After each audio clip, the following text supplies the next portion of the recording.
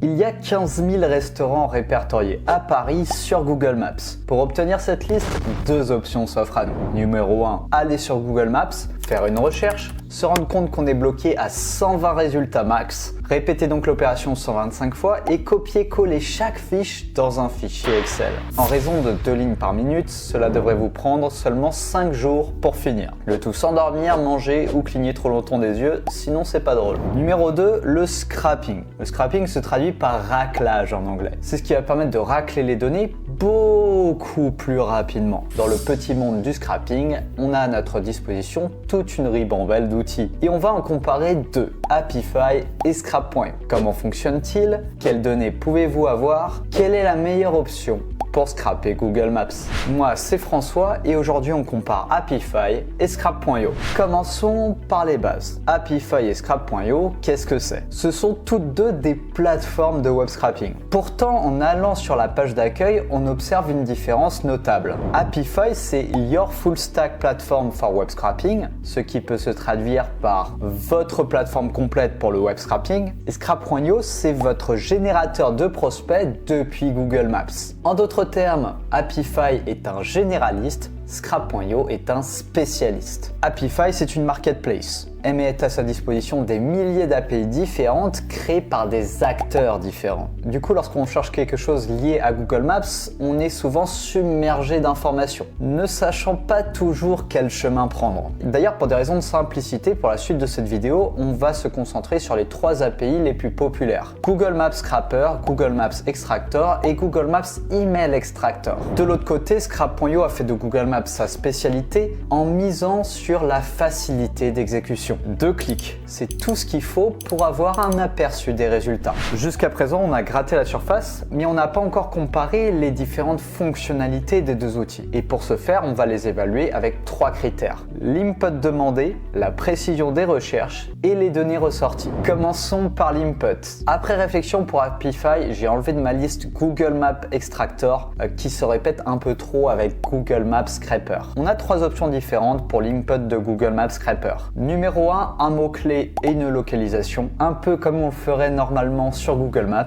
Une URL, l'URL Google Maps qui se modifie au moindre coup de souris, URL qui elle-même prend en compte notamment la longitude, la latitude et le niveau de zoom. Enfin, ça peut aussi être une zone customisable. On peut créer notre propre zone géographique en la dessinant à l'aide d'un polynôme ou d'un cercle. C'est assez niché comme utilisation, mais parfois ça a son utilité, notamment lorsqu'on cible un centre-ville ou une île par exemple. Maintenant, l'input de Scrap.io. Tout se situe sur la même interface. On se base sur une catégorie Google Maps et 4 critères de localisation. Le pays, la division de niveau 1, la division de niveau 2 et la ville. Le pays et la ville sont assez explicites, mais que signifie division de niveau 1 et division de niveau 2? Division de niveau 1 et 2 désignent les étapes intermédiaires entre la ville et le pays. En France, c'est ce qui correspond au département et à la région. Mais si je change de pays, l'intitulé ne sera évidemment pas le même. Et vu que Scrap.io est capable de scraper près de 200 pays, il a fallu trouver une dénomination universelle. En fonction de mon plan, je peux mettre tous les inputs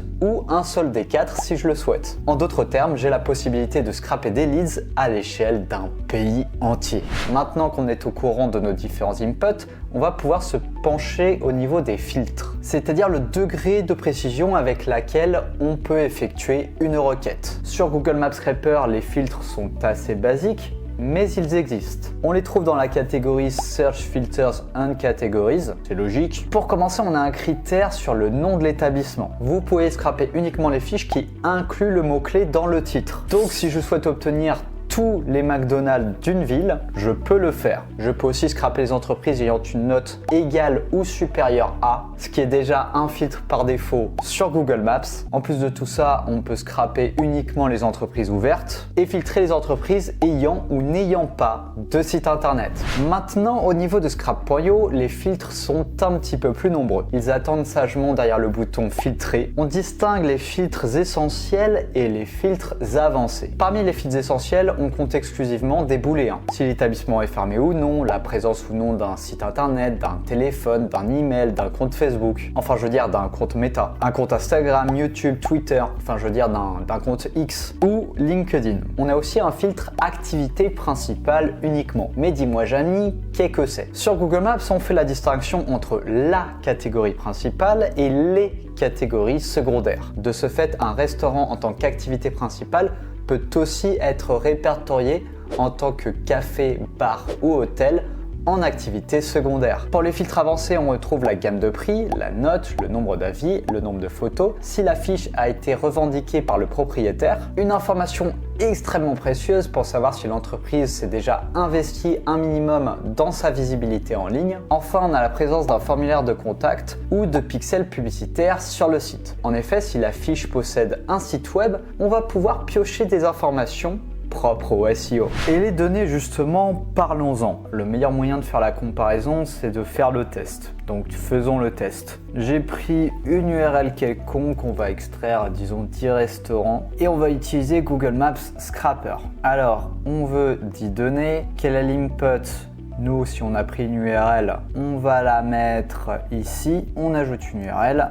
Voici. Et on va tout passer en revue. Quel détail est-ce qu'on veut scraper? Est-ce qu'on veut scraper les images? Est-ce qu'on veut scraper les reviews, les avis? Pas forcément. Est-ce qu'on veut scraper les questions? Alors vous savez, les questions, c'est généralement ce qui précède les avis. On define the search area. Ouais, mais on l'a déjà fait avec l'URL, donc on n'a pas besoin de le refaire. Scrape only places that include the search theme. Non. Le nombre minimum d'étoiles, on les veut tous. On veut uniquement les établissements ouverts, évidemment. Et on veut scraper tous les endroits, ceux avec un site web et ceux qui n'en ont pas. Je pense que c'est bon là-dessus. On va pouvoir cliquer Save and Start. Donc là, ça va prendre un petit peu de temps. Je vous retrouve dès qu'on a nos données. Au final, on a bien nos résultats. Donc on a ici les données de base, le nom de l'établissement, la note, le nombre d'avis, l'adresse, le site web, le numéro de téléphone, etc., etc. Après, on peut jeter un œil un petit peu plus intéressé au niveau des notes par exemple,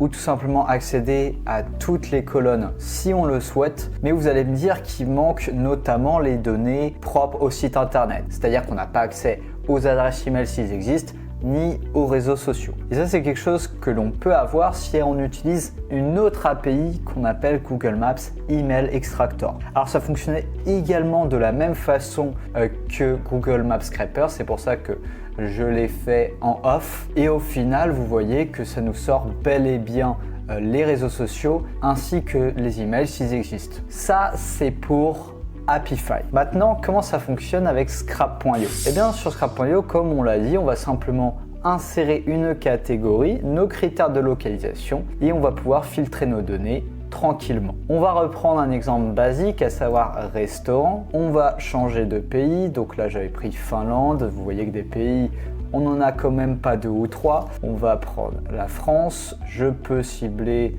une région, un département ou une ville. On va remettre Paris, rechercher et on a 15 000 résultats. Donc je peux filtrer mes données. Je peux par exemple dire je ne souhaite uniquement que les fiches ayant une adresse email. Je vais pouvoir cliquer sur filtrer et là j'aurai ici un aperçu des données que je vais avoir. Notez que ce n'est qu'un aperçu parce que lorsque je vais cliquer sur exporter, ça va relancer l'extraction pour être certain que j'ai accès à des données mises à jour. Donc on a 3954 restaurants avec au minimum une adresse mail. Je vais pouvoir faire exporter. Je vais ici dans ce cas mettre uniquement 10 lignes exportées. On va donner un nom à notre export et on clique sur exporter. Là je retrouve au niveau de mes exports. Le temps que ça prépare le scrapping, il ne me restera alors plus qu'à cliquer sur télécharger et fichier CSV ou Excel. Donc je vous retrouve dès que j'ai le fichier Excel afin qu'on analyse ensemble quelles données en ressortent. Et ça y est, nous avons nos données. Alors ça dit quoi? On a le nom de l'établissement,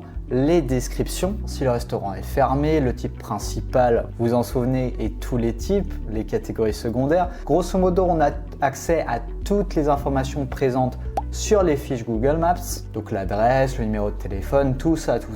Et là, on attaque les données présentes sur les sites web, à savoir l'email, les liens des différents réseaux sociaux vus la première fois, ce qui peut donner une indication au niveau de l'ancienneté de la fiche. On a accès aux avis, donc le nombre d'avis, la note, la répartition des avis, les photos, les occupations, c'est-à-dire les horaires d'influence, si la fiche est revendiquée sur Google Maps, les horaires d'ouverture, les caractéristiques. Et là, on a des données propres au SEO, c'est-à-dire le titre du site, les meta-keywords, les meta-descriptions, les meta-images, tout ça, ça vous parle si jamais vous êtes dans ce milieu. On a un petit bonus avec des adresses email supplémentaires si elles existent, qui sont toutes répertoriées dans une ultime colonne qu'on a appelée tous les emails. Pareil au niveau des pages de contact, on en a parlé, il s'agit d'un critère de Scrap.io et idem pour tous les liens Facebook, YouTube, Twitter, Instagram, LinkedIn. Et on termine enfin par les technologies du site et la présence de pixels publicitaires, ce qui peut vous donner une indication quant au budget qui est prêt à dépenser une entreprise dans de la pub. Pour conclure, Apify et Scrap.io font tous deux du web scrapping, mais ils sont difficilement comparables l'un à l'autre. Apify est utile pour des extractions nichées. De plus, un temps d'adaptation est souvent nécessaire à chaque fois que l'on veut appréhender une nouvelle API. De l'autre côté, Scrap.io est l'outil idéal pour du web scrapping exigeant à grande échelle. Les données sont constamment mises à jour pour un scrapping rapide et indolore. Vous insérez vos paramètres, on s'occupe du reste. C'est la fin de cette vidéo. Si ça vous a plu, n'hésitez pas à vous abonner. Si vous souhaitez utiliser Scrap.io via l'outil en description, vous avez accès à vos 100 premiers leads gratuitement. Il n'y a plus rien à voir. Fin.